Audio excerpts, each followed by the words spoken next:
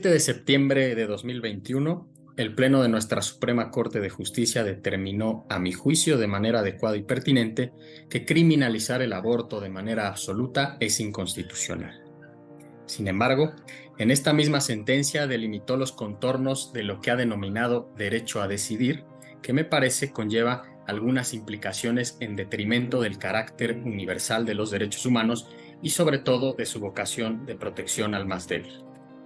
Según la Corte, el llamado derecho a decidir es el resultado de una combinación particular de diferentes derechos y principios cuyo fundamento lo constituye la dignidad humana, la autonomía, el libre desarrollo de la personalidad, la igualdad jurídica, el derecho a la salud y la libertad reproductiva.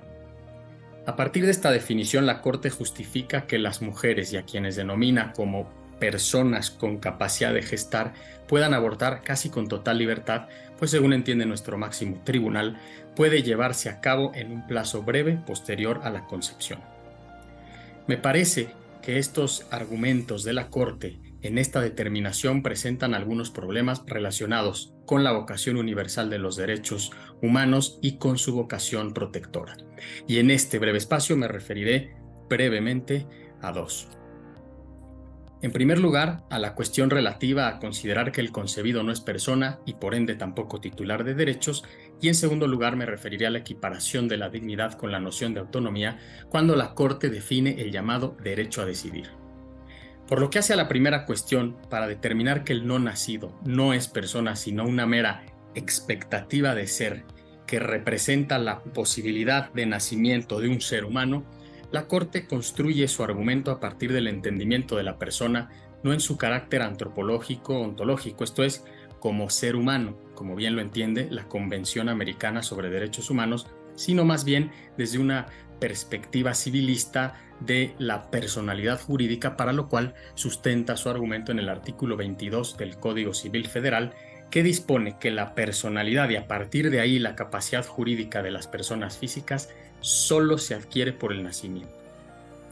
Esta equiparación no es menor, pues concluir que solo es persona para efectos de la titularidad de derechos humanos quien goza de capacidad jurídica conferida por la ley conlleva aceptar también que cualquier persona que padezca alguna incapacidad en términos de lo que disponga la propia ley no puede tener el carácter de persona.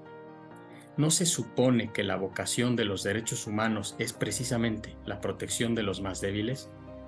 Nuestra Suprema Corte reconoce que el no nacido es un sujeto individual vivo,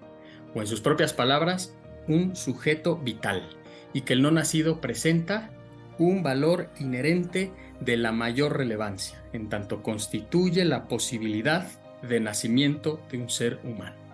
No obstante, le niega el carácter de ser humano dotado de dignidad y por ende la titularidad de derechos durante 12 semanas, plazo que la Corte estima, según sus palabras, razonable.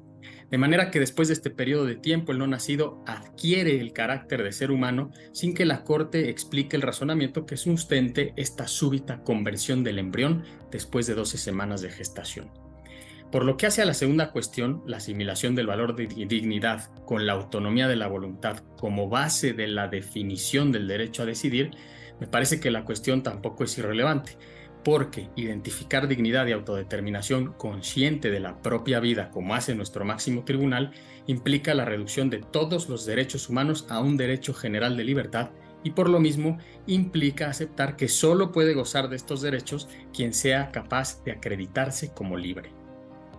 El problema es que conforme a esta concepción de la dignidad, solo puede acreditarse como libre quien es capaz de autonormarse, lo cual no deja de tener consecuencias preocupantes en perjuicio de la vocación universal de los derechos humanos, porque entendida así la dignidad, no solo el no nacido, sino en general los más débiles e indefensos, terminan siendo privados de derechos y a merced del más fuerte. En suma, este entendimiento de la dignidad implica admitir que hay vidas más dignas que otras o incluso vidas que carecen de dignidad, como sería el caso del no nacido antes de las 12 semanas. En frecuencia, las mujeres que se plantean abortar están rodeadas de circunstancias difíciles y dolorosas, aunado a que suelen recibir poca o muchas veces nula ayuda con su maternidad.